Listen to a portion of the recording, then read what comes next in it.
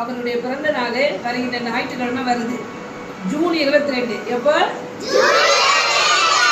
அவருடைய பிறந்த நாளை முன்னிட்டு மற்றும் பென்சில் பாக்ஸ் வழங்குறாங்க. அனைவருக்கும் நன்றின்னு சொல்லுங்க. கையை தட்டு.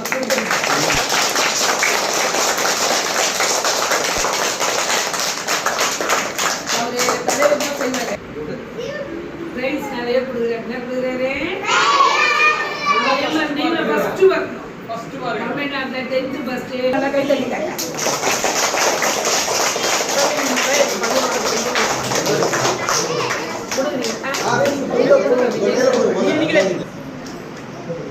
அடுத்தது